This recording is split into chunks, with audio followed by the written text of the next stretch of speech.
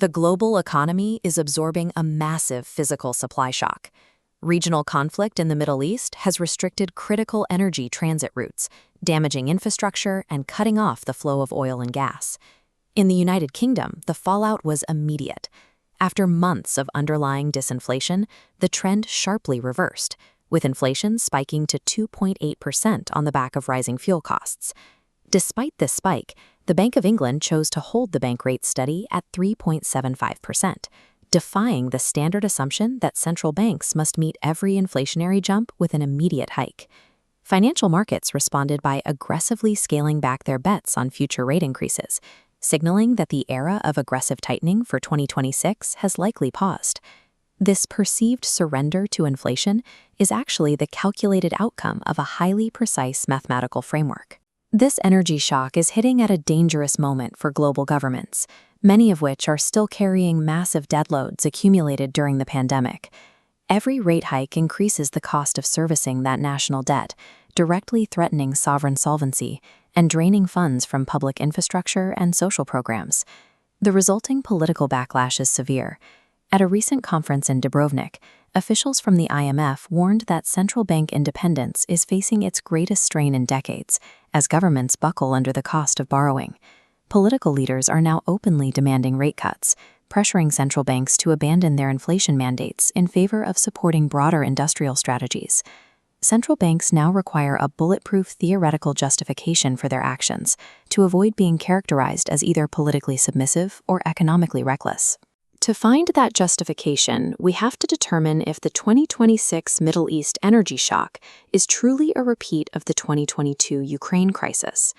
This dual line chart tracks the spread between the physical price of Brent crude and future contracts. In 2026, the lines are tightly converging as markets price in an acute physical shortage of available barrels.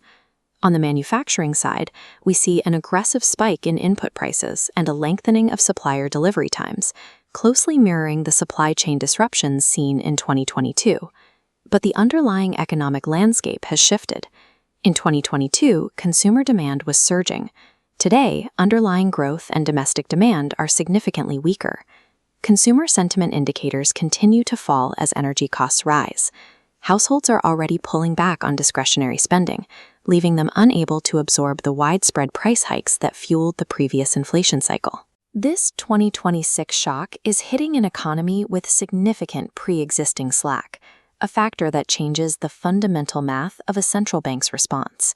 Bank of England Governor Andrew Bailey manages this complexity through a framework known as flexible inflation targeting. While the 2% target is the ultimate mandate, pushing inflation down too quickly can cause catastrophic volatility in economic output. When growth is already low, a sudden rate hike risks triggering a deep, unnecessary recession. To navigate this, central banks rely on the quadratic loss function.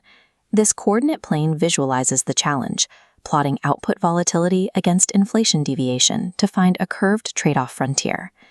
The engine of this equation is the parameter lambda.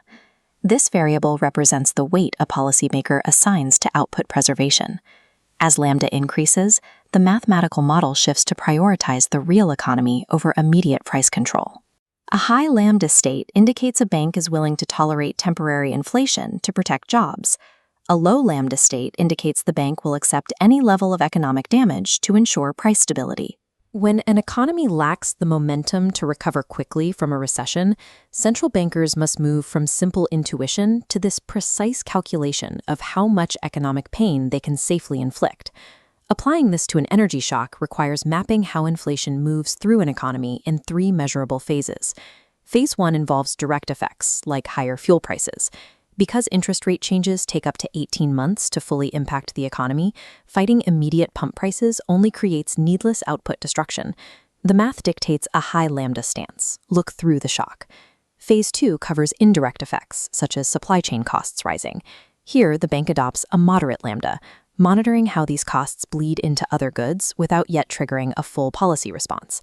Phase 3 is the red line, second-round effects. This is the wage price spiral, where workers and firms raise wages and prices in a self-reinforcing loop. This requires a strict low lambda, zero tolerance. Once second-round effects emerge, inflation becomes embedded in expectations. At this point, money is no longer neutral, and the bank must tighten policy immediately. The central bank's primary task is to mathematically determine which of these three phases is currently active in the data. Overlaying the UK's labour and PMI data onto this model reveals a disconnect. While input costs are high, there is no evidence of these costs triggering the third phase. Because consumer sentiment is deteriorating and business confidence in the services sector is falling, firms lack the pricing power to pass on costs, and workers lack the leverage to demand the higher wages that drive a spiral. With the labor market softening and domestic demand at a standstill, the data suggests the UK is currently localized in phases 1 and 2. This lack of structural leverage for a wage price spiral justifies a high lambda hold. To manage this uncertainty, the BOE has moved away from a single central forecast towards scenario-based modeling, scenarios A, B, and C, to map possible outcomes for the Middle East conflict. These scenarios provide a shield against political pressure. By anchoring policy to specific data triggers rather than a static forecast, the bank remains focused on the mathematical requirements of the remit.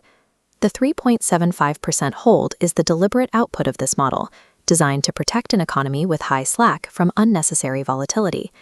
This framework also clarifies the seemingly contradictory actions of other major central banks. The European Central Bank is signaling a likely rate hike for June, taking a divergent path from the Bank of England's hold. In the United States, the Federal Reserve is seeing its hopes for rate cuts disappear, as domestic inflation remains stubborn. These banks are not disagreeing on the theory of monetary policy. They are running the exact same lambda calculation, but applying it to regions with much lower levels of economic slack than the UK. Global monetary divergence is simply a reflection of how local economic conditions act as either a firewall or a conductor for second-round inflation. Central banks remain haunted by the errors of the early 2020s, when waiting for official data allowed inflation to become entrenched. Governor Bailey has made it clear that the current high lambda tolerance for above-target inflation is strictly conditional.